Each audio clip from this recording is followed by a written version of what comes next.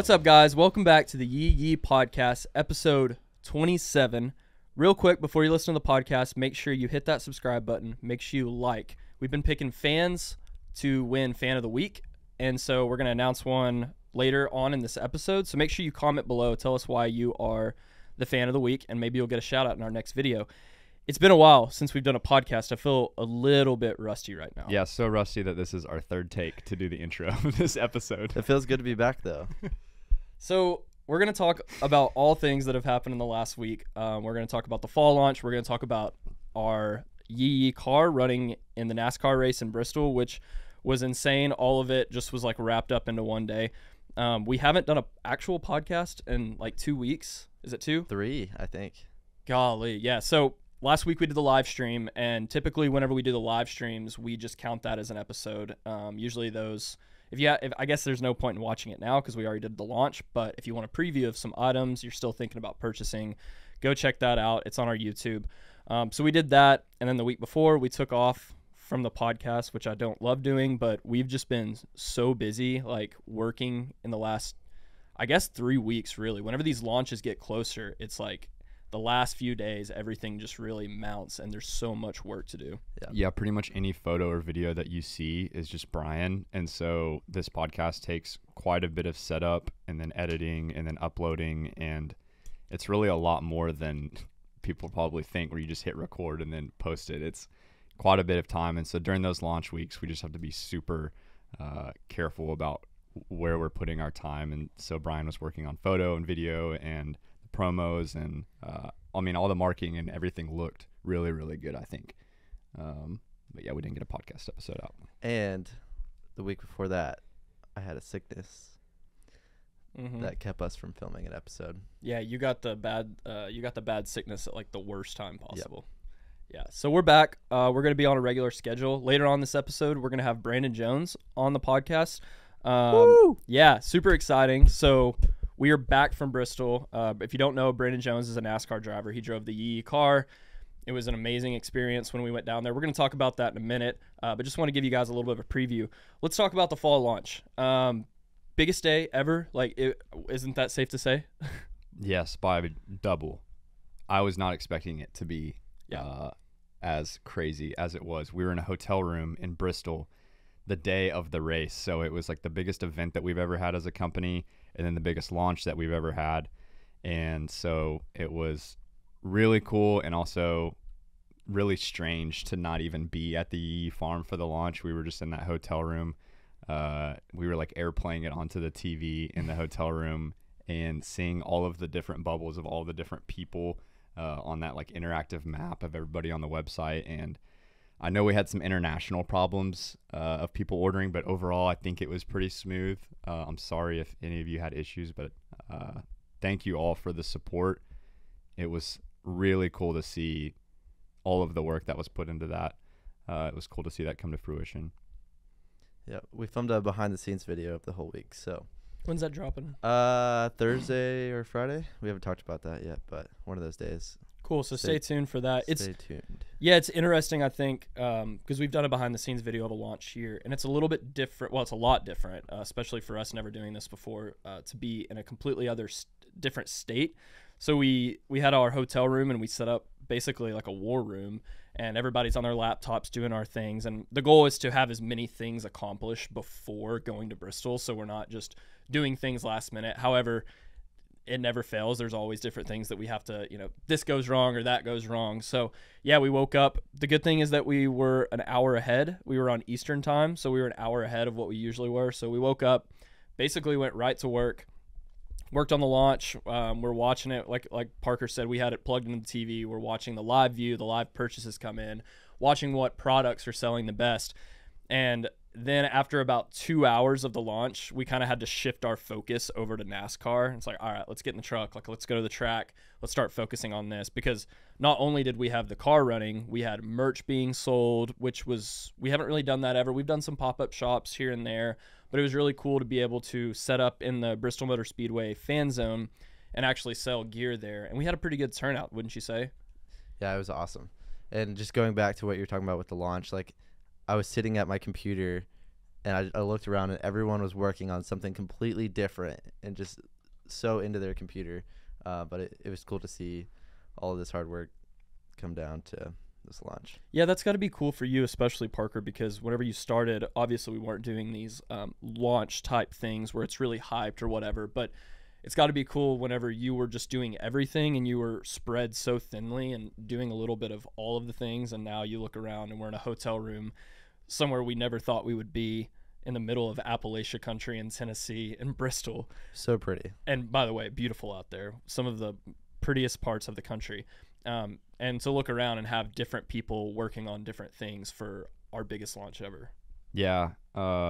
Each time a company grows to a certain level, whoever starts it ends up at the top of this bottleneck where they end up doing everything, and the company can't grow anymore unless they pass down the reins to somebody else.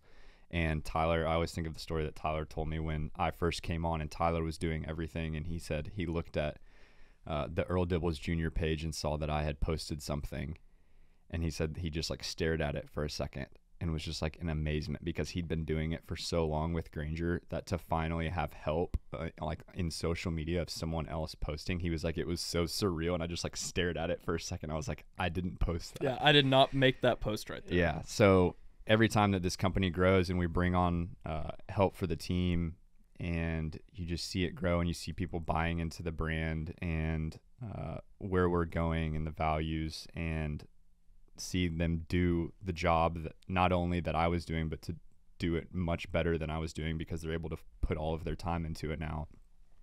It's a really cool experience. It's very fulfilling. Yeah, not to get too nerdy, but you know, we're looking at the analytics yesterday and breaking down some of the different statistics from this launch, and we always go back to the drawing board and like, all right, this was great, but how can we improve? And what was really cool this launch is we're still seeing a ton of these repeat customers that are here all the time, but then we're also growing immensely. And obviously it was the biggest launch ever that we've done, but it was also really huge for growing new customers. And to grow as a company, it's important to all the people that are listening to this right now have probably bought multiple times. You've bought once or whatever, like you're probably our loyal customers. And it's so important to keep appeasing you and seeing how we can improve with you guys, but then also learning, okay, how can we find new consumers in the space? What country boys, what country girls out there that either haven't heard of our brand at all, or have heard of our brand but haven't taken the step of actually going to the website and then looking at products and then eventually purchasing. So for us to grow, we have to do those things, and we've put a lot of focus into that. And I think you start to see it pay off a little bit as well. So we had the launch, and then it was kind of crazy because how would you, and tell people at home, like these launches, it's so much like hurry up and wait, because we have this launch and then it hits 10 a.m. Central Time, and then it's basically nothing else you can do. Like we're just, there's sometimes some stuff that we notice here and there that we change, but it's a lot of just sitting there and waiting. And so it's kind of weird. I don't think people at home realize this, but we have like this hour to hour and a half, 2 hour period where we're just really intently watching, making sure there's nothing going wrong. And then after that, we're like, all right, well, a lot of the bulk of the consumers have come through in that first hour to 2 hours. And so then we kind of shifted our focus to NASCAR, right? Yeah. That first, like the mornings of launches, Brian's typically working on like last minute promos, photo and video and that sort of thing, or like thinking from a bird's eye view of like what we could be doing to like just like market the day in an interesting way and like vlog it and show behind the scenes. You're typically focused on like more like did you just touch Cooper? He just got very scared. He was in the middle of a deep sleep. Hayden's focused on like email marketing and like the more like hands-on social media marketing and posts and stuff. And then Ben's working on influencers, and I'm usually working on like website maintenance day of. That's kind of a mixture of Hayden and I, but like making sure all the photos look right, making sure that like everything from the like just the back end of the website, we work with our developer in Nashville, making sure that all that looks good. And there's always something to be done with that. Honestly, there's always something that you could improve to make it look better. And that was another thing, is it was a completely new website for this launch that was supposed to be done September 1st, but ended up being done 2 days before. So It didn't look as good as I wanted it to. I wanted it to be like the best in the apparel industry, but it was an improvement, and it's a good starting point for us, and it was still better than the old one. I thought it turned out good. Yeah, a lot of people noticed that. I saw different people. It's not a ton different, but there are some different subtle changes that we did, and some things that you guys won't notice on the back end that's kind of in the e-commerce world that helps us improve our efficiency. So real quick, before we start going on to NASCAR, I kind of forgot. I want to talk a little bit and ask you about products. So it's always like a guessing game. We always have these... it's kind of a game in the office. We get together and we say, oh, we think this is going to be the best seller. We think that's going to be the best seller. But then sometimes we're correct and sometimes we're not. Usually you're the best at predicting because that's what you do here. But where do you think we were a little bit wrong in a good way or a bad way? And where do you think we were spot on? Like, I'll ask you first, where do you think, what's an item that you thought was going to sell really well and then maybe didn't do as well as we thought? The one that I was most off on was the Tiger Camo Slingshot Tee. We didn't sell nearly as many as I thought, so we have a bunch of those right now. And that's the one with the AR-15 on the front. Yeah. And the one that I didn't order as much of because we've never done it before was the branded forest sweater. Mm-hmm. And, I mean, everybody has texted me. Everybody that I've seen around Georgetown, Texas has stopped me to tell me that they wanted that sweater and that it sold out, which was so strange to me. I did not think that people were going to like that much. But I guess it's the subtle branding and the color, and then also sweaters are just in right now. So I thought people like hoodies better. But, yeah, that one sold like crazy. The one that I was pretty spot on was the Black Patriot hoodie with the flag on the back. That one did about what I thought it would do. It was the best seller of the whole launch by quite a bit, and I had quite a bit of reserves of that one in the warehouse, so that one should sell out about perfectly.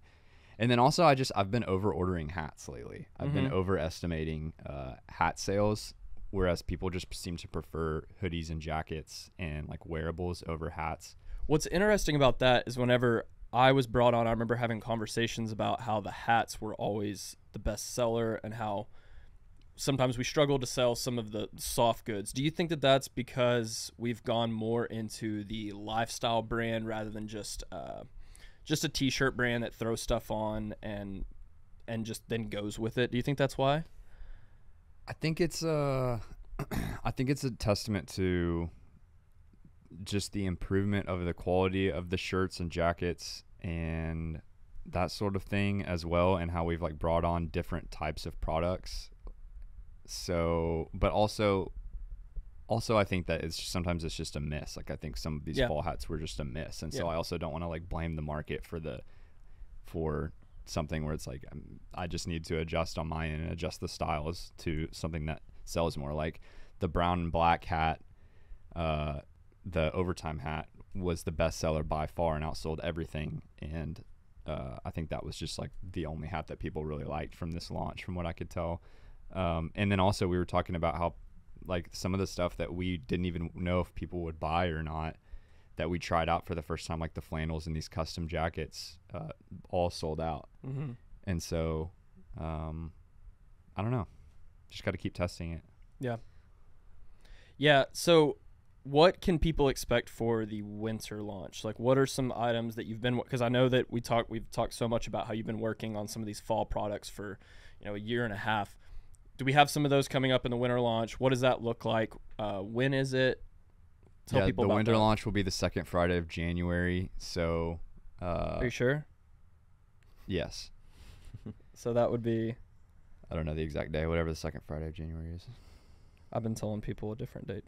Oh, the 20. Oh, you're telling people the 21st? Yeah. So third Friday, because the 14th wouldn't be a payday. Yeah. Yeah. So January 21st is what we're looking at. Okay, for the third winter Friday launch. of January. That's good. That'll give us more time to prepare. Mm-hmm. Oh, yeah. Yeah, so the priority now will be, we still have a warehouse full of stuff, so we will push hard through the holidays and do some cool like Christmas gift guides and stuff, and then sell everything that we just released. And then winter, we have like an olive drab concealed carry jacket that's going to be coming out. We have 2 new color flannels that we'll be releasing, and we also have like a custom it looks like a mossy oak bottomlands pattern almost, but it's our own, and that's a hoodie. I don't remember if I just said that or not. And I think that is all the custom stuff off the top of my head for winter. And then could you explain to, because I know we had some questions why there were so many items that were pre-order, and that wasn't our fault. Brian, you're not supposed to ask about that. Sorry.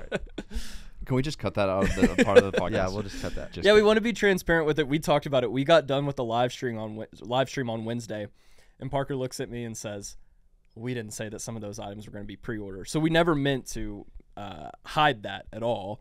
But then the launch happens on Friday, and we're like, "Oh crap! Yeah, some of these items are pre-order." So explain to people why that happened and what that looked like.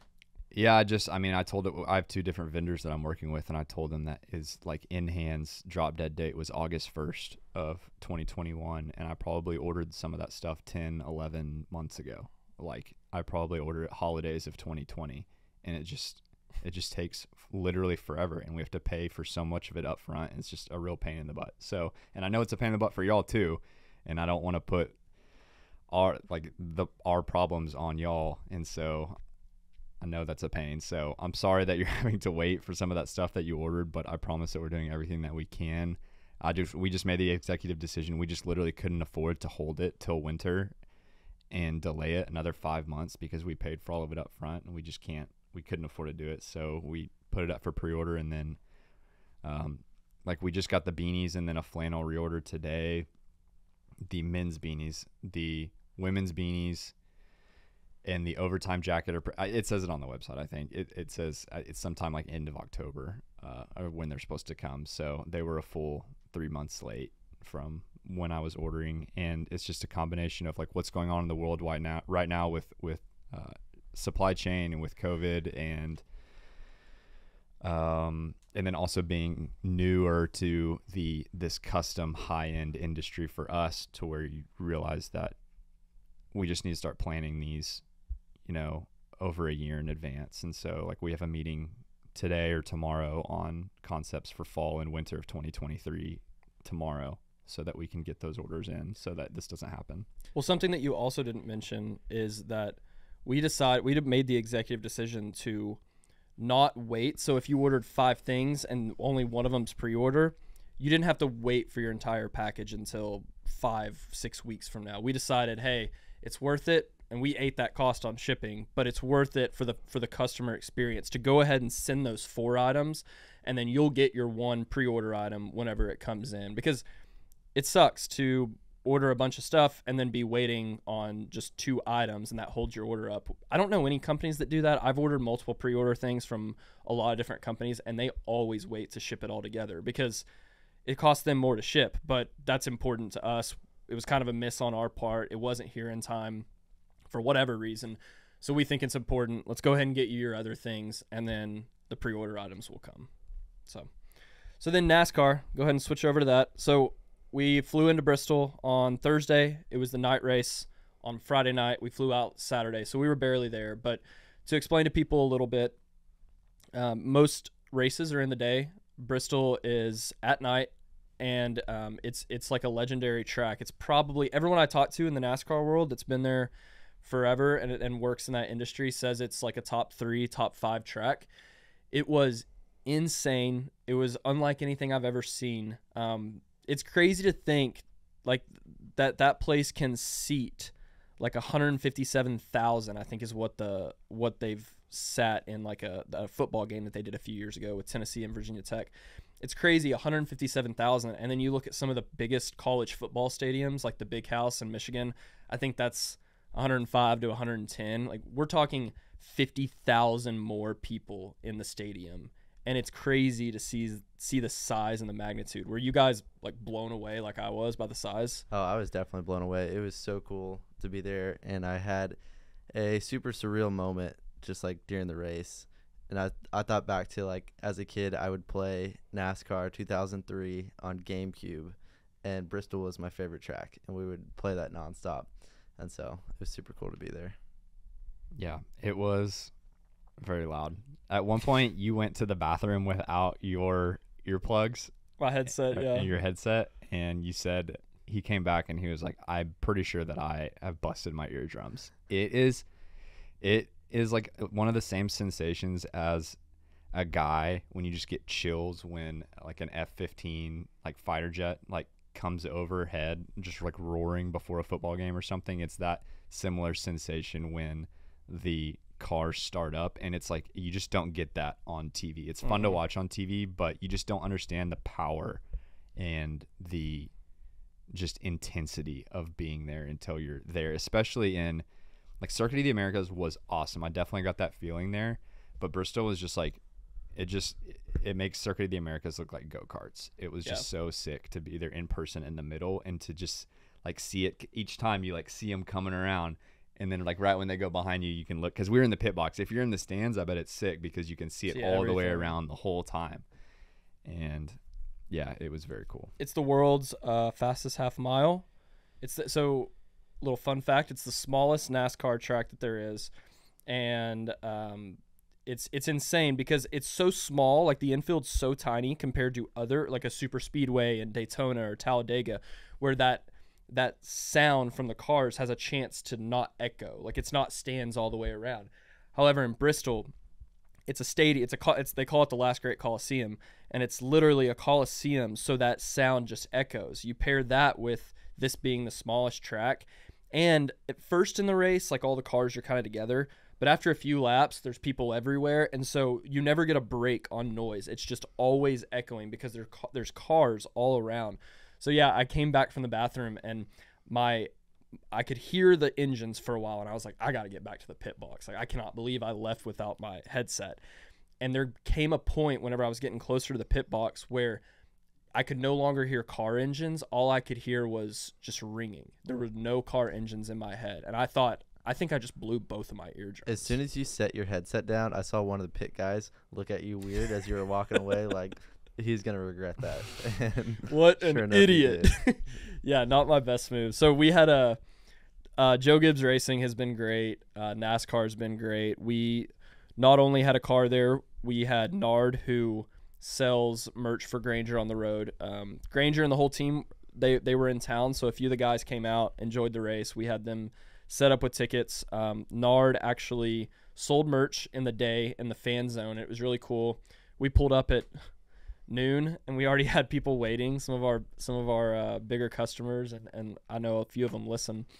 And yeah, it was cool to meet people and just be in that experience. It's unlike whenever we were in Austin, it's really unlike anything I've seen, because I talked to a guy that I think the track opened in 61, and his grandpa had season tickets the first year and passed them down to his dad, and now he just got him. And so there's so much rich tradition there, and it really is unlike any other place, because those people, they wait for that race all year. There's two races. There's the spring race and the fall race, but I think the fall race is a little bit bigger. It's at the end of the year, playoffs. It was a Cup Series playoff race. So I think that they get so into it, and that's their Super Bowl. Like, these people that live in this area, that's their Super Bowl. And it was cool. We were talking, we met a lot of different listeners and everything, and I don't think I heard one person say they drove from less than 5 hours. Like, we had people that drove 14 plus hours to come see Granger, to come see the Yee Yee car. So it was a really cool experience. It's fun. We sit here in the office and we're working on the computer, and we're doing all these things behind the scenes, and we don't live the same life that the band and crew lives, being out on the road and seeing listeners and seeing fans and seeing customers all the time. But it's cool to get that every once in a while and meet some of the people that you know their names, but you've never had a chance to meet them before. So speaking of that, we have a shout out to give. Ooh, and she was in Bristol. She was there. We got to meet her. My girl Jan. I think it's Jan Connolly. Yeah. Jan. I think Jan's Texas girl too. Jan. Let's go, Jan. She is our fan of the week. Jan is great. I've met her probably at like 4 shows now. She travels all over the place. She traveled all the way to Bristol. I think she lives in Houston, I remember her saying. I think she gave you a gift. So right? she gave me a camel. Oh man, it's I actually put it on Maddie's desk, and I don't know what she did with it, but it's here. The joke of the camel is, long story short, I asked Granger and Tyler if I can get a camel whenever Yee Yee Instagram hits 1 million followers, and they both said yes, and I don't know why they said yes. But now I think we're at 650. So that we're gonna have a Yee Yee camel eventually. So so she got me a Beanie Baby, which I had Beanie Babies growing up, so super cool to get one again, and it's gonna go right on my desk. So she said even if you don't get a camel from Granger and Tyler, you'll at least have the Beanie Baby. So I got a new I'm gonna put it next to my Cooper figurine on my desk. So thank you very much, Jan. Thank you for being a supporter. I know she bought from the fall launch. If you want to be fan of the week on next week's episode or an upcoming episode, comment below why you deserve it, and we might pick you. If you're on YouTube. That's why you should listen on YouTube. If you listen on YouTube, you can also see my fantastic facial hair today. Yeah, it looks great, man. What is going on with that? So I sometimes whenever I shave, I'm just like, hey, I'll do a day of this, and I just try different things. Is this like a Spaniard? Is it like a Upchurch Cheatham County thing? It feels like Robert Downey Jr. is doing a biography or a documentary about himself, and they're trying to get someone to play a young Robert Downey Jr., and that's me. So I'm basically Robert Downey Jr. Right now. Looks good. Wish Iron Man. Yeah. So before we head to the interview with Brandon, you're probably wondering where Ben is. Oh, yeah. And we are too. No one's seen him. He was in Bristol with us, and then we lost him. He didn't get on the flight home with us, and now we haven't seen him. So he's actually in Boston seeing his family for this week, but he will be back next week. Yeah, and Ben crushed it on the fall launch. We used to not really work with influencers too often, but now we have a ton of influencers that have codes. So that helps us get a lot of new customers, and we had a ton of new customers come from influencers. So. And it helps us just like show fans more products. Yeah. Instead of us just posting products nonstop. And so we can only do so much. Disperse that. Yeah. So Ben's been great. Enjoy your time in Boston with your family, Ben. We'll see you next week. And here's the interview with Brandon Jones. All right, we now welcome on the first ever recurring guest, by the way. Oh, wow. Yeah, first time we've ever had someone on for the second time. Brandon Jones, NASCAR driver of the 19 Joe Gibbs racing car. How are you, man? Good, man. Good to be back on here. I did not realize that was a stat. So that's kind of cool, huh? We're making history here with Yee Yee car, Yee Yee podcast. Man, this is pretty cool, dude. So, yeah, man, I've been doing great. We're just coming off of Bristol, where we ran the Yee Yee paint scheme. Man, super big for myself. I mean, now we have championships coming up. We got to try to get to that Final Four to make the championship race. And the Bristol was really important to me, dude. It really was. I think that having such a good run there the entire day is so much momentum for me to go now and try to win this championship. So this was a pretty important race for me. Yeah, I want to talk about that for a minute. What is it like racing all year, these different tracks all around the country? And how does your mindset shift from regular season to now we're in the playoffs? You're competing against 11 other guys.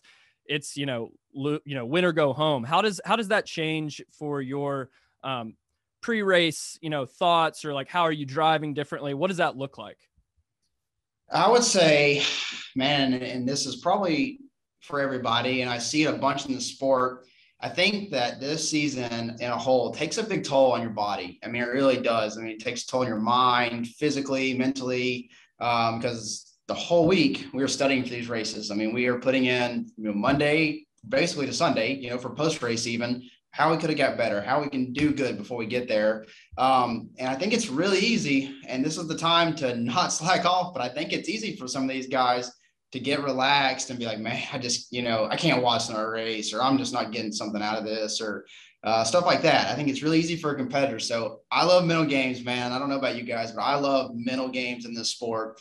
And so I'm always thinking like, man, that guy, he's not doing this, he's not working out this hard, or he's not watching this race, or stuff like that. I mean, that's what gets me, in my opinion, to the next round through these playoffs, to try to get to that Final Four. And it's all about trying to implant that into your competition's mind, so whatever you got to do, you go on social media, post some epic workouts or post some stuff like that, and get those people thinking, dang, he's working hard, man. I'm not doing that, and so I love that stuff. You can see it on the track too, you really can on the track. And Guys start getting nervous when they're, when you're behind them and things like that. And man, that's my cup of tea there. So that's what we're going to try to do. And it's, like I said, it's difficult to push your mind to that point because this season is long. I mean, we started this February and, we're getting close to the end, but a lot of months, a lot of hard work put into this. Is probably just like the concert schedule, man. There's a lot of venues you got to keep going to. And how do you keep that energy? How do you keep it going? That's the big thing. Brandon, when you're racing, when your spotter's calling out the numbers around you, do you hear the number / the name, or do you just think in terms of cars and numbers? You have to think, in my opinion, you have to think of the guy associated with the number. Okay. I didn't do that my whole life. This is something I had to learn for sure, because there's honestly different people, at times that come into different or the same number with different people, so you have to realize who's in the number at times and things. I think that's a big advantage for myself. Been in this sport for a long time, been in the series for a long time. So I've raced these guys forever. I've been a part of what they've been able to do and how they race. And so I've made a mental notebook that, over the past couple of years of, okay, this guy, maybe not so good on restarts, or this guy's super good restarts, and aggression versus not aggression, so it's pretty important to realize, okay, just the number, but who's in it, who's driving the thing. So you were battling 54 most of the Bristol race. And so that's what made me wonder, like, are you racing Ty, or are you racing that black 54? But obviously you answered my question. And are you thinking, I know his aggression level, I know how he is on this restart. And so it changes a tactic last minute in your head. It just fascinates me, man, because so much of the race, you're pretty quiet. You're not talking that much back to your team. And so that just makes me think, man, he's just all up in his head right now. What's he thinking about? You're trying to, and you learn tendencies. Like I haven't raced with Ty much, but I've seen his tendencies. Like he's a go-getter, man. He's a door kicker. Like, we're going to go attack this thing from the flag drop, and so I know typically what's going to happen, if you go that hard at the start of a run versus what's going to happen at the end. So I keep all that in mind for sure. There's times, man, you're in the race and, fans don't get to see this. This is driver perspective only, but people are giving you hand signals out the window, good and bad. Yeah. But you feed off that stuff. You see the smart guys out there. You see the guys that are like, okay, he's going to come back to me here in like 10 laps. So let's go ahead and you can go ahead and go. I'll learn a little bit, so people definitely do things like that. And it's not everybody. It's only a select few drivers that are really, noticing who's around them at the time and things. Yeah. Yeah. So I want to talk a little bit about, we saw a little bit of that. We saw a little bit of those hand signals, and not from you, but we saw a little bit of that in both Xfinity and Cup Series this weekend in Bristol. So for fans that don't know, for listeners that don't know, Granger, myself, Ben from our team, and Brian all went down there, plus Granger's band and crew. And so, Parker. Yeah. And Parker, sorry, golly, how did I forget him? It's because he's not here. So we went down there, and for us, and Granger's been to Bristol, but it's been 20 plus years. For me, that was my second race. I've been to Coda, but it was very obvious from the jump that it's, besides just being a road course and a small track, completely different. The fan is completely different. What do you think makes Bristol so special? Because you can tell, you walk in that parking lot, it's a different feel, it's a different fan. You walk into that state, that the last Coliseum, the last great Coliseum, it's just a different feel in there. What is it? We can see it from the fan side and sitting in the pit box even, but what is it from the driver side that makes Bristol so special? Yeah, I mean, that's a great point. You guys had two completely opposite races, for your first two to get into the sport. And I think that was great. Truthfully, you get to see both sides of what we deal with diversity wise, as far as our schedule goes. And it's, man, and sometimes you have to go from that road course vibe, that theme, to you got to get in the mindset of short track racing. Like all of a sudden, like that's your next flip, and so you got to figure out how they both kind of intertwine together, but then how do you, turn that off and go to the next one too? For me, man, Bristol has always been like one of those places that you kind of get goosebumps going into, like there's only a select few tracks on the schedule, in my opinion, that when you walk into, you're like, okay, man, like I see the history here. I see how cool this is. Indianapolis, one of them, Daytona, one of them, those races that just have that history vibe to them. I never got to see like the original Bristol. I've always been the concrete Bristol, I've raced there a long time, but This place has been through a lot of changes in the past, and I'm sure, man, I don't know if you remember Granger, like when you went the first time, but I'm sure it had to have been different like look to it back when you first went. So it changes a lot, man. It really does. And they continue to do things to it. They put dirt over it for a cup race that time in trucks, and then they peeled it all up and all that stuff. And so you have to think that that's going to change it a ton, right? Peeling stuff up and doing different things to it. And, they added that PJ1 down. You guys got to see it really good at the track, but they put that really dark, grippy stuff on the racetrack. And so that changes the dynamic of the race. But just the vibe there when you go over the racetrack. I don't know. Did you guys get to walk? Yeah, we did. It was awesome. Man, I mean, dude, it's awesome. And you don't realize that when you're going fast. I mean, the G forces kind of suck you down to the track, and you lose sense of truthfully how much banking the place has. But when you walk across it and you're like sliding down the track, it's pretty cool. It's a different look to it for sure. I'm going to ask you a question that's like a very typical reporter question, but I really am genuinely wondering. So I guess, is this year 4 with JGR, Joe Gibbs Racing now? Yeah, I think this is going on 4 years. Cool. So, and then 6 years total in Xfinity. After this many years, what, and then this year was a little bit, I think you could even say a little bit up and down. We had some races where we didn't finish, where you were in a great spot to really compete at the end. You've been really close in a couple races, never quite able to get that win.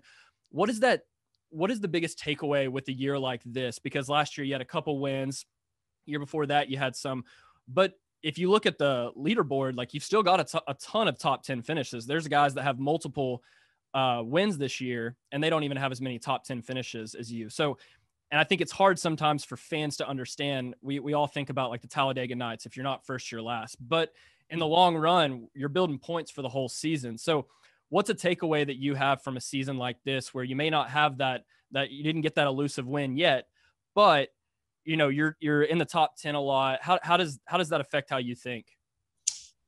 Man, I would say if you kind of look at the whole year so far for us, you just looked at it on paper, you're like, man, what happened to them? They won all these races last year and they just look terrible. Well, yeah, but you got to, go back and watch the races, see what actually happened. And, no one's probably going to end up doing that, but it's, week after week after week, we were top 5. We were, had winning speed the entire race.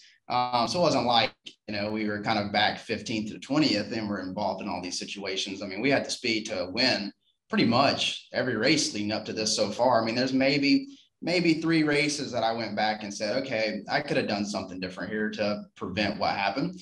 But man, those ones that you had no impact on at all, right, and you had a bad finish, it's frustrating, because if I did something wrong, or if crew chief did something wrong, or the spotter, we can go back and we can critique that, man. We can get that better, and the next weekend we're going to be good to go. But if you're getting, in situations that you really look back and said, I had no involvement with that whatsoever, it's frustrating because there's nothing you can do about it. So we have a great mindset, man. I've been in this sport for a long time, been able to compete, for a long time with a lot of great organizations, and kind of rode the train, the up and down train of the sport. And for the people that haven't, it's difficult for sure to be a part of this right now. But man, we have kept a really good open mindset of, like this stuff, we can't control it. We're going to keep going forward. Next week, this is our track. This is our place. This is what we like, And so that's kind of what's got us through this kind of tough area, I guess, of the season that we've been in. Is next week we're going to win, man. Like that's our mindset. We're going to win this weekend. And never once did we ever come into a weekend where we were like, oh, we can't get wrecked, man. We just got to finish. Because, there's been multiple scenarios, and this has happened, man. It's easy to do. When you have a season like this, you get into like a rut sometimes, and you're like, man, I just got to finish. And so in that process of I just got to finish, you start making conservative moves, to like, oh man, this guy's, in my inside. I don't want to race him. I don't want to get wrecked. Well, okay, you just lost a spot. And then the next guy, you lost a spot. Well, now you're 15th, and then somebody, gets loose. Somebody gets, underneath you and gets loose, wrecked you. And you're like, well, man, I just was trying to finish. And you go back and you're like, yeah, but hold on a minute. You got scared when someone tried to get underneath you or things like that, So it's really important to keep that mindset of, no, we're here to win, man. We're not going to fall back. We're not going to back down from anybody. And the times that, you go off your instinct gut is the times that you do your best in this sport. So got to keep that energy, got to keep that level moving forward here, because if you ever fall into that zone, and like I said, it's easy to do, especially when you just have things that go wrong that you can't control. So that's my mindset, championship mindset, man. Just continue to go forward here. That's good. Is it weird to you that, because it's weird to me, but you've been in the sport forever, is it strange to you that playoffs start this coming week? So this episode will air tomorrow. So you're going to be racing on Saturday in Vegas. Is it weird to you that there are 12 in the playoffs, but still everybody races?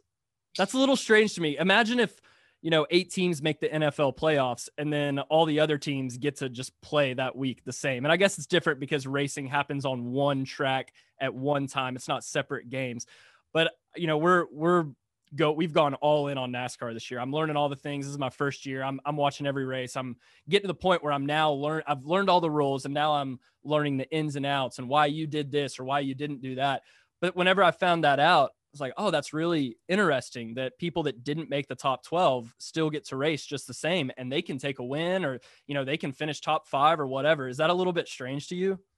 Yeah, so it might have been you or it might have been Parker asking at the racetrack about that, but it is interesting, man. I mean, it's sometimes beneficial to you and sometimes not beneficial. I mean, because like you said, I mean, there's guys that are going to get eliminated from this that are still contenders, to win races. I mean, it's just the fact of it is that's how it's going to work out, And so I don't know. The thing that I look on it is, okay, a win get you to the next round. If you're in playoffs, if you're not out of the playoffs and you get a win, who cares, right? Like it didn't advance somebody that shouldn't have gone, and it really, didn't help anybody. So I have two sides of that for sure. And there's definitely times that, you use lap cars to your advantage out there. So if you were to take all that stuff away, that'd make it a lot harder. So the lap cars sometimes come into your advantage. They sometimes hurt you. So I think all of those factors either A, hurt you or A, help you. And it's just situational dependent. But yeah, I don't race anybody any differently. I don't race anybody with I think I take everything for a grain of salt still, that since we're in the playoffs, I think that you don't change your mindset on that for sure. Just because they're out or just because they're in, you still go for it. You still try to race everybody as hard as you possibly can to continue to advance, and use those guys to your advantage, man. Put some gaps in between you. Like, hey, have a couple of non-playoff guys in between the playoff guys. That's pretty good, right? I mean, you play around that for sure. But we're not gonna, man. I don't think we're gonna adjust our strategy for these races. I know Jeff Menring, our crew chief. You guys have met him a few times. I don't think he's going to do anything crazy to, watch the playoff cars versus the non-playoff cars. You kind of just go for wins, right? Like that's kind of what we're trying to do now, trying to get locked into the next one. And that's how you do it is, basically win and you'll get in, and you can point your way through still, but a win locks you in. So that's pretty important. It makes sense. It's like in the NFL when a team clinches the playoffs and they still have 2 games left. Sure. And you're playing a team that's 3-8. Yeah. And that team that's 3-8 is going to try to beat you with everything they have. And there's a million reasons why they want to beat you. And there's a million reasons why you want to beat them too. But it's probably a similar deal with having a bunch of cars on the track that are not in. They're building anything. They're building momentum for next year. Right. And they got sponsors. They've got sponsors just the same for that race. Those sponsors want to see top 10, top 5 wins, And I don't know the number to a T, but what's still interesting, I think it's top 5. You can get to 5th, I want to say. So you're still somewhat fighting for points. You're still somewhat in those situations. Even if you get eliminated from this first round, you can still go and create some points. Now, I don't know if a 5th place or an 8th place in points, you got to outweigh what you want to outweigh there, but it still looks a little bit better, right? I mean, if you go through a couple of seasons and, man, top 5 in points, every single time at the end of that thing, it's still important to put on your resume. I mean, I'm all about, having some numbers on your side, having some stats on your side. And so there's still goals in play. And I've watched 2 sides of this sport for a long time. I've watched guys go from the start of the year to kind of halfway to the playoffs, win 8-9 races. You're like, dude, there is no way that we can't catch them. Like, they're on fire. They're going to just dominate this thing. go to Phoenix, they don't win the championship, and the guy that maybe won 2 or 3 wins the whole thing. And so I've seen it play out like that a lot. I've seen it both ways happen. So yeah, that's one thing to keep in mind is, and it goes back to that mental aspect of it, is just because this guy won all these races, like, it's not necessarily going to win the final deal, the final championship. He's got a pretty good shot at it, but at the same time, man, you got to keep that in mind too. Yeah. Yeah, you got to feel good. We're talking a little bit about the playoffs that start this weekend. You've got to feel good that you've got, with JGR, you've had 5 out of 7 races finish top 10. Earlier this year, you finished 3rd, could have easily been winning that race. So it's got to feel good going into a track this weekend to start off the playoffs that you've had success with, right? Yeah, man, Vegas is a fun place. I like the atmosphere of Vegas. I'm not a big gambler or anything, but I do like going to Vegas. I like walking down through there and hanging out, and good energy, man. I mean, like you said, it's the start of the playoffs, so now everyone's got that championship on their mind. So everyone's wrapped around that pretty heavily. I just went back and watched a little bit before I got on here with you guys. Man, we never fell out of the top 5 one time the Las Vegas race, the entire time. I think we ended up 3rd or so. And so that was encouraging to see, big time. This is the track that I looked at, and you look at the other 2 tracks, you got Dega and you have the Roval. Those 2 are kind of wild cards thrown in there. I mean, Dega, you never know. I mean, there's been times that I've been wrecked running up front. I've been wrecked running the back. I've had good finishes. I mean, it's just all over the board. You can kind of eliminate them a little bit by the way that you attack the racetrack, but it's still one of those unknown places, in my opinion. And then the Roval is always been one that we've been pretty good at in the past. Like, we haven't been just an outstanding, going to dominate this thing, but we've been pretty good at these road courses lately. Feel like I can now go win a road course. So that's been a big improvement. But yeah, Vegas is the one that we circled like, man, let's go get this thing. I mean, this is the time now to set that standard up, set the bar, and show people that, hey, like, we haven't been out of this thing the whole time. Just because the numbers look the way they do doesn't mean that we haven't been fast. So yeah, set this tone, go win it, and have people looking in their mirror for us. There you go. You talked a little bit about the vibe of Vegas and loving going there. Best fans, what do you got? What's the best fan base that you throw out the track, throw out the history, all that? Where are the best fans in the country whenever you go to race? Are you at maybe as far as like the energy level of them? Or? Yeah, I don't mean necessarily your fan base. I just mean just through and through best NASCAR fans. They're knowledgeable, they're passionate, they're, that whole thing. Whenever I think baseball, I think the St. Louis Cardinals. Those fans just know the game. They're passionate. They're good fans. What do you think about whenever you think NASCAR? I'm going to tell you what, this one will probably throw you off, but I bet the biggest, craziest, coolest fan base is Michigan. I knew you were going to say that. Michigan has a lot of NASCAR fans, and they are like packed in there on a normal weekend. A lot of people come out with campers in the infield and fill that place up. It's always one of those, like, I come into, I'm like, look at all the people at this racetrack. So that one always throws me off, Michigan. Now, I will say, I have to touch on this. I've never seen, and this was so cool, man, how many fans of myself, Granger at Bristol. Like, dude, that was so cool to see the T-shirts, the flags.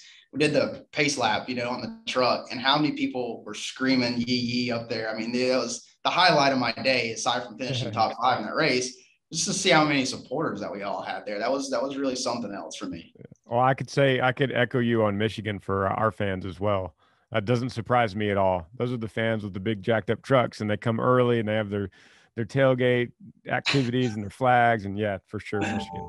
Yeah, man, it's something else. I think we talked about that earlier in the week. Me and you did, was like your fan base is, the higher you go north, the crazier, the rowdier it gets. It is kind of cool to see that. What is your favorite go-to post-race meal? Indulge in anything possible, man. Like, before leading up to it, like, it's super light, super easy. You kind of just stick to, like, high carb, high protein, low calorie if you can.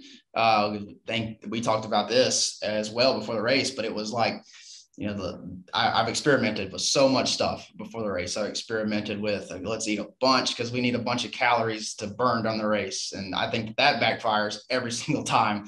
And there's multiple weekends where they'll throw in like some random weigh-ins, like where the drivers have to go weigh in for the car. And if you know about it, you're pounding waters, you're eating, as much as you can eat. Well, every time I've done that, man, you feel terrible. Like the heat gets to you, and all that stuff. And every time I've kind of just gone the lighter route, but kept, the protein high and stuff, it's always been a lot better when you get out of the car. But afterwards, man, McDonald's, 2 cheeseburgers. So what'd you do at Bristol? What'd you do Bristol post race? It wasn't anything great, to be honest. I think I just had some like Jersey Mike's sandwiches. Nice. I had IHOP that day. Oh, like man. midnight. We got back to, I guess we were staying in Johnson City area, and I dropped off Granger and his tour manager, Chris Lee, at IHOP at midnight. I was like, y'all just want to call it in? He's like, no, we're going to go sit down. We were starving. Nothing hits like a midnight IHOP or even like a Waffle House run, man. Yeah. Gosh, if I have the time, we normally, like, as soon as the event's over, we're out of there. So it's like, I got to get something fast. But if I had the time, I would grab some stuff like that for sure. Like I've looked and I've been tracking my stuff lately. It's been kind of fun to see. I don't know if you track your heart rate and stuff when you're on stage or anything, but I've done it a lot in the race here lately. And I think I've up to like 2,000 calories a race burning. So yeah, that's right. That's a decent amount, man. So whatever you can do to refill that is important. Yeah. We were in the pit box, and our director of media, Brian, who you met, who's off camera right here and helping with this podcast, he looked over at me and showed me his Apple Watch, and it was at one point at the end of one of the stages, and his heart rate had just jumped through the roof. I said, imagine if you were Brandon. Yeah. Man, that is funny to watch. It's funny to see that the stationary people watching that are invested in it, their heart rates are high. Like even Ashley, my girlfriend, like she'll show me after the race, 146 sitting there, Dude, like, Ashley what? is locked in the race, man. Yeah. That girl, her face is in that screen and she never stops. Like if you want to get a pulse on the race, I just watch Ashley. Watch Ashley. Like, see how it's going. Good or not, I just watch her face. It's so great, man. Like we are as a couple and everything so invested. I mean, there's multiple times that and I think this is, pretty true to anything you do, man. Families and pretty important to get you through something that's tough like this. So yeah, we're all invested in it pretty big. You can see it on it for sure. So that's funny that y'all said that, because like I don't get to watch her, during the race very much. I don't get to see, what's going on behind the scenes. And I did as a fan when I was young, but I didn't know what I was looking for, so it truthfully would be kind of fun to sit through a race again. Now that I know all the stuff I do know, to just watch everything going on behind the scenes. Like, I think that would be pretty cool. Oh yeah. It's interesting, man. Like watching all the pit crew guys, and like each of them kind of has a ritual, some of them are stretching mid race. Some of them are doing like jumping jacks and keeping their heart rate up. And then some guys are just like on the concrete wall, just like head in their knees, just meditating on something. Yeah. I mean, the pit crew guys are they're like athletes, man. I always think of them as like the best of the best in the military, like the tier 1 door kickers, like SEALs or Army Rangers or something. Like that's what they seem like to me. Like when they come in, like they just open the hauler door, they're all ripped and jacked, and like, man, dude, some of those guys look like all-American football players for Notre Dame or something. You're like, who are those guys? Oh, that's somebody's pit crew. Yes. Yeah, no, they're intense, man. They're big time, and that is cool, because like I said, I don't see any of that kind of stuff that goes on. So it's all about going back, watching some film. Every once in a while, you'll catch something kind of funny, like somebody falls or somebody does something. You're like, oh my gosh! Like imagine seeing all this little stuff. So y'all got a cool look at it these past couple of races. Bristol was incredible too, because I've been in the music industry my entire short career, but so I've been around different people and I'm used to that. But at one point I'm in the bathroom and I'm at the stall, and I look over, I'm at the urinal, and I look over, and there's Richard Childress to my left and Bob Pockrass to my right, which I know Bob is Bob, but for someone that is getting into the sport this year, you go to NBA, you go to MLB, you go to NFL, there's all these people covering the sport. And Bob, I know he works directly for NASCAR, but that has been my dude, like keeping up with Twitter and everything. Like that guy is on top of everything. And he's helped me get into the sport so much. So I was, I waited until we all finished and I'm washing my hands and I'm like, man, I just want to let you know, I got into the sport because of you. Obviously we're doing stuff, but it's really cool to be able to get on Twitter and just see this guy that's all on top of it. And that's what's cool about Bristol. And I imagine a lot of these races where it's a smaller track instead of the road courses like in Austin, everyone's just kind of right there. I mean, Richard Childress is right here, who's a legend in the sport. And then you've got the head reporter of everything and anything NASCAR. It's so cool being on the infield and getting that experience. There's only one bathroom at Bristol, by the way, in the infield. Yeah, so everybody's there. So everybody's loaded in there. Yeah, all the motorhomes are outside. So if you were to come inside, like you're in there. Yeah, I mean that is one thing about Bristol. Like you're not gonna run from anybody in there. Like you are down in a little bowl together for sure. But man, those are the key guys to follow for sure. If you're trying to get in the sport, you're trying to get information. It's funny you brought that up. And there's multiple times, heck, like for me to go find information, like I just go check Twitter, like go to Bob's or go to somebody on Twitter, because they typically have everything first. Like it's pretty wild to see that. But yeah, man, I mean, those are the guys for sure to get your info from. So yeah, Bob's pretty good at what he does. Talk to him a lot after post race stuff. And if you're talking to Bob, you probably did something pretty right during the race. So I can't do this interview without asking about this, because I forgot to ask you the first time around, and then I never asked you one-on-one. So about a year ago in the round of 12 at Talladega, you were a little late to your car. And it's my favorite clip of you because you were jogging to the car as the guy is saying, driver, start your engines. Can you tell me what happened there? Tell me what you can. You don't have to share with everything. But no, man. I got to know why you were late. I'll be straight up honest with you. Okay. So I have a schedule every week, and I check it twice. No, that's the Earl comment in there. There you go. I like it. Yeah. So, I'm looking at the times and I'm like, okay, whatever. Like I get ready, whenever I know when to get ready and I know when to walk out there. Vegas is pretty big. So you have somewhat of a far walk to out there. So I had been looking down at the time and I'm like, okay, I'm 30 more minutes. I'm going to go and get changed, throw everything on. Well, talking to our hauler driver, Bugsy, which I'm sure you guys have talked to in the past. Yep. And he gets a call from Jeff. And I'm like, that's weird. Why is the crew chief, why is he calling the hauler driver? So I'll hang out for a minute before I walk out there. You got 1 minute to be out here. I'm like, for the anthem, I'm thinking for the anthem, like, okay, I'll power walk. He's like, dude, you got to be out there. I'm like, I'll fastly walk, And so as soon as I turn the corner to get on pit road, window nets, engines are lit up. I'm like, this is not happening. I didn't like know. A bad dream. Yeah. It was a bad dream. It really was. And to come find out, the schedule had gotten completely flip-flopped. And I think a lot of people, obviously weren't to that extent late, but a lot of people got out there pretty late and didn't realize it. So the schedule had gotten changed 30 minutes. They moved the start time up, and I missed the email. I missed something on that. And so, yeah, I was technically on time out to the car, but they had moved it up so much. And so, man, I'm telling you what, I've never experienced anything like that. And even I knew I was okay in a sense. That's why I wasn't in full massive sprint mode. So the jog made it even better because people were like, look at him, he's not even in a hurry to get there. But I'm like, you know what, I'll be fine. So yeah, we ended up doing really good that race. I think Granger you were at that race. Yeah, I was. Yeah, man. I'm telling you what. You're going to be long into retirement and you're going to wake up in a cold sweat with a dream that you heard driver start your engines and you're still in your underwear and you can't find your suit or anything. It's so bad. And I know multiple guys were like, that's like a driver. That's nightmares, man, missing the race. Yeah. I'm like, what? I don't know. I've never even seen anybody ever miss a race. What? I guess you just go to the back of the field. I don't know what would happen. I was going to ask you how that penalty even works. Do you just jump in down 2 laps to start, Yeah, and I couldn't stop thinking once it all kind of happened, we were all, we were pretty on the edge, man, like at first, and then, okay, whatever.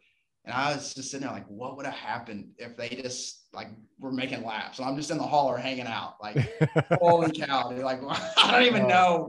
I don't even know what would have came about that. But yeah, I'm glad we didn't have to figure it out, because that'd have been something else. But what an experience. It is funny. Almost missing a race. Exactly what you said, though. You can see in the video, you start with this power walk, and then that turns into a slight jog, and then you're doing like a pretty good jog trying to get to your trying to get to your car. You can tell the levels of your thinking, like, oh, I actually need to get in my car now. Yeah, like, oh, this is not good. I wish I didn't back, like when that race was, I didn't really track my heart rate or nothing in the race. That would have been something to see, like the time that you figured it out to then running down pit road, how much it would have changed, getting in the car. Man, I will never forget that, for sure. Have you ever had anything like that? Yeah. Auburn, Alabama. One time we played a festival and I was changing, and I remember I was buttoning up my shirt and I heard the announcer say, "Welcome to the stage, Granger Smith." I was literally in my trailer buttoning up my shirt. And so because of that was like over 10 years ago, we changed a big piece of our show we have like 2 songs that play before us in the very sequential order. Then we don't have anyone introduce us. We have a track that introduces us that's set. My production manager calls on the radio to my tour manager and goes, "You ready? Is Granger ready?" For 10 years, we've been doing that just because of that one day in Auburn. Yeah, man. I mean, and people laugh at me now, but it all takes is that one little moment. And you feel like, okay, I'm not doing that again. Like, I'm typically the first guy out there now on pit road. Yeah. What are you doing out here? I'm like, man, you don't remember Talladega? Awesome. We're not missing this thing for anything. Yeah, it was quite the experience, man. I'm gonna say that much. I've been a part of a lot of things. This is a good one too. For most people, probably don't realize this. When I used to just race short tracks growing up, the only other thing, this is not really related to missing your car, but the only other thing that's ever happened to me that's just been, wow, I can't even believe this has happened. Our throttle hung one time, and this place had no walls, and it was in the middle of a field. Like, basically this farmer had a track, and pretty cool place. And so, yeah, so if you were to, typically if you were going to hit the wall at a track, like this place had no walls. And so, man, the throttle hung on our car, and we launched like crazy, launched off the racetrack in like midair, jumped off the track. And there was a creek back there. And so, like, as soon as I landed on the dirt, like, the car shut off immediately. Well, I'm just sliding at this point. Like, I'm on along for the ride. Well, I'm staring at this creek, and I'm like, I can't stop. Like, we're not stopping. I hit this water, and the wake of this thing came over the top of the car, drove all the way through the creek, up on the bank. Like, you can go find pictures of it. And people, every once in a while, somebody will come up, "Man, you're the kid at the watermelon track that ran through the creek, are you?" I'm like, "Yeah, nice, dude." Like, come on. So now maybe the Talladega thing got me off of the creek a little bit, but you should go check it out. There's pictures of me running through that creek. That's amazing. Same thing I've ever done in my career. Wow. Last thing I'll say about that is I actually have a stay woke on that you got the sponsor of your car some really good airtime before the race ever even started. So it's kind of smart. You can kind of take that and tell sponsors, "Hey, look, for an extra however much money, I can be late to my car if you want." Ooh. Exactly, man. Like, hey, you want to throw, if you need some extra, like, it's so funny. Like, we always go back after race, and it's like the worst things possible are the thing. I told you, man. Dude, it was impressive. Yeah, for those watching on YouTube, we're showing the picture right here. We got Brandon's car in the creek. That's so great. But man, I'm telling you what, it's always funny. Like, so going back, like, it's the worst things that get you the most exposure, like wrecking in some kind of fashion, being late to the car. Like, sponsors are like, "Man, that's the most exposure we've ever had in our life, was these moments." Like, you're like, "Well, these are the worst moments." But it's funny that is what, gave them so much exposure. You end up getting a bunch, and then the weeks prior, like, they just keep hammering it, keep showing those clips. So in a way, man, there's no such thing as bad press, I guess, sometimes on some of that stuff. That's awesome. I think it's different for us because we are so invested. Like, obviously we want the airtime. We're watching the pit box, and y'all have the For people that don't know, they also have monitors that are showing what's happening on TV, especially some of these tracks. They don't get any type of view in the pit box. The only person getting a view is the spotter. So we're watching that, and we noticed that we got some good airtime, but at the end of the day, like we want to be in victory lane, and if not, we want to get a top 5 finish. And honestly, like you were right there. It could have gone any way. That I wish a caution would have come out a little bit earlier, because that could have probably helped a little bit. But I mean, we talked about it after we left. We're like, man, we can't complain. Like top 5 finish. You were up near the front all day. It wasn't like there was some type of restart and a bunch of people pitted and then you're up at the front. I mean, you were in the top 10 all day, top 5 there at the end. So it was really exciting to watch for us. And you should have seen, like we talked about Ashley, but there's some pictures of Granger just like biting his nails. We were all so nervous, and it's cool to, like, I love the Dallas Cowboys, or I love my team, but it's so much different when you have a personal connection. Yeah. And since that first time, whenever you came to Yee Yee Day, you and I went and got dinner, and it's cool whenever you have that personal connection with someone that you genuinely like, you genuinely want them. Besides, I mean, we've only done 2 races, but we're watching every single weekend, like rooting for you. And it's really different whenever you have that personal connection, I think. I was praying. I was like, God, I don't know if it's right to pray for a race car. Like, I know you got a lot of prayers you got to deal with right now, but man, can you just give something to Brandon right now? Like, he's doing so good, man. He's just fighting. Just don't let him wreck right now. Like, don't let something out of his control slow him down, because he's crushing it right now. And that's our car, man. And that's Yee Yee on that hood. Dude, it is, man. And you guys are obviously, you're really invested in it. And I just want everyone there to know, like, we make it to this Final Four, we win this championship. You guys are a part of that. At some point, you were a part of the journey to get there. That's pretty cool, to be able to say, to be able to be a part of. And yeah, man, I mean, we all have those feelings, especially after a year like this, where you just have done so good and you get so many taken away from you. You're just like you said, you don't want to put yourself in a position to fail, but at the same time, you're like, oh, please just finish this one. Have a really good finish. Yeah, man. And luckily it was good. There was things, man. I went back. I'm like, gosh, I wish I had done this a little bit better. I wish I would have had this a little bit more dialed in. But man, you go back to it too. And I look at the last restart, right? We were up front, we were close, and didn't time it 100% correctly, and allowed the 18 to jump up. But I also went back and thought, man, I don't know if we would have had a good launch, and the 18 would have slid up into us. What would have happened there? Maybe we would have been on the opposite end of that and not been good, So yeah, everything, man. And you guys know this, everything probably happens for a reason out there at some point. You always have that one incident that you missed because of something else happened. So I don't know of anything else that we could have really done differently aside from that last one, just, maximize that restart just a little bit. But yeah, we were fast, man. We were running, and you guys got to watch up there. Like you said, you get to see all the monitors, you can see all the lap times, and we were top 3 lap times the entire race. They just kept calling them out to where we were like third best. I think we got to the second best one time lap time. And so we had the speed to contend for it. It was just the nature of that track that night was just whatever reason difficult to pass.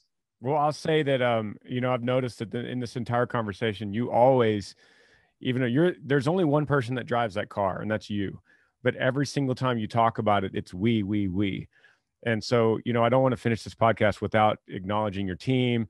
I mean, your pit team crushed it. Those guys, that crew, at every pit stop we saw, at least from my unexperienced eyes, man, they had you in and out. And those guys, they just top to bottom. That's the reason you say we, is because it's about the team. It truly is a team sport. And so I don't want to finish this podcast without acknowledging that your team crushed it. And they say football is a game of inches. Well, if that's the case, then NASCAR is a game of milliseconds. Because you can imagine, if you get out of that pit, it just a millisecond after when they got you out, then that changes 2 or 3 positions sometimes on the track. It's amazing. So I just want to give credit there too.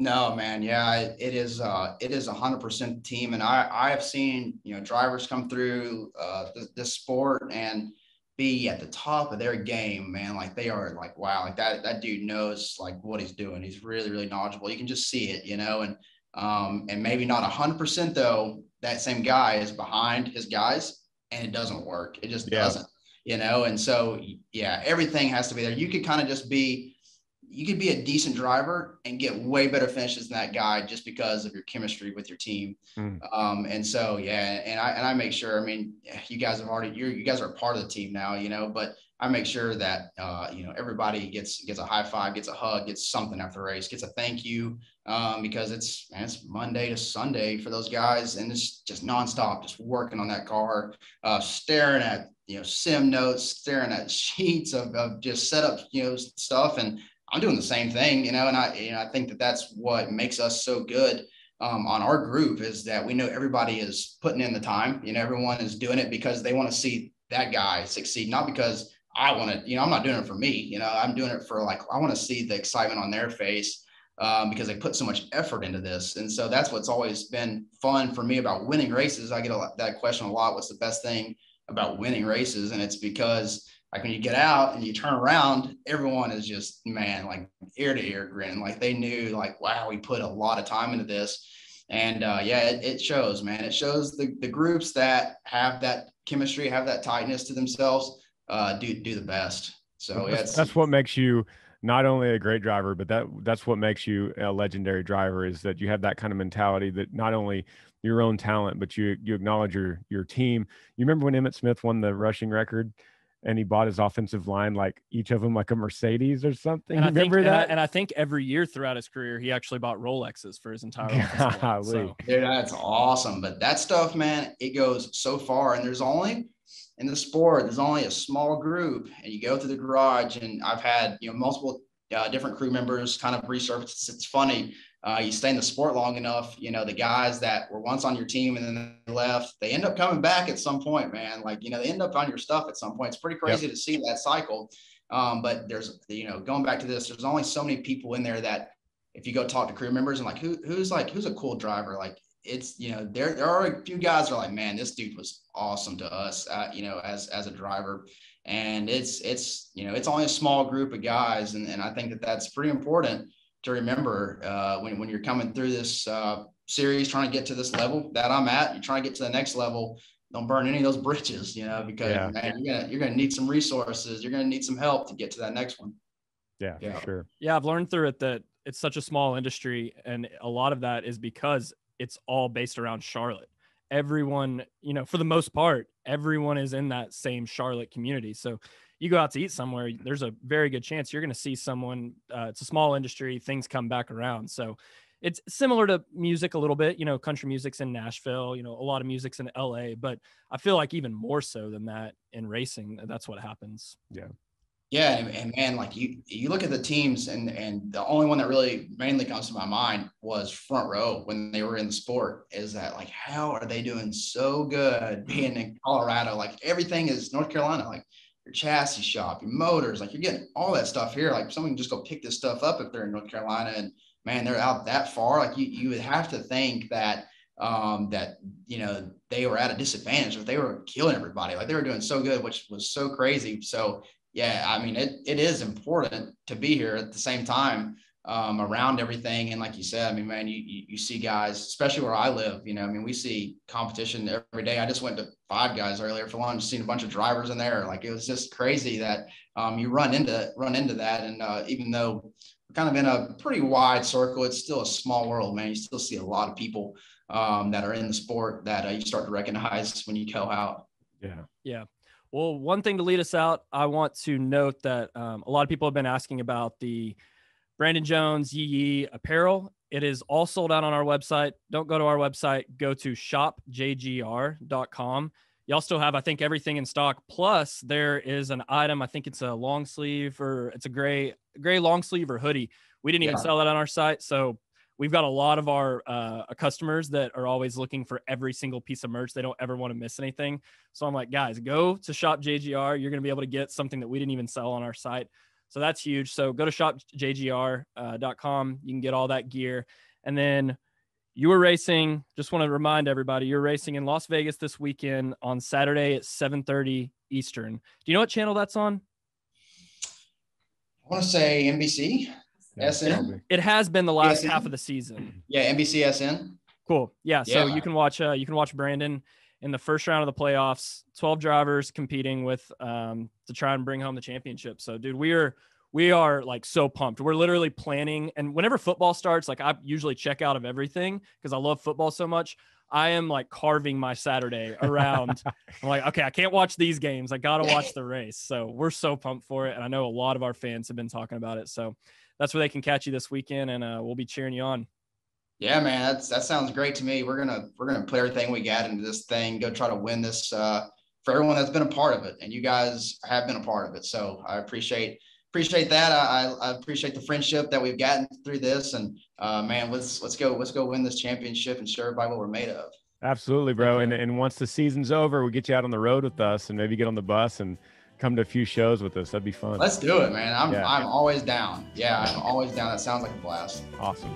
All right, thank you so much, Brandon. We'll see you soon. All right, guys. See you, bro. Go 19. Eat your veggies.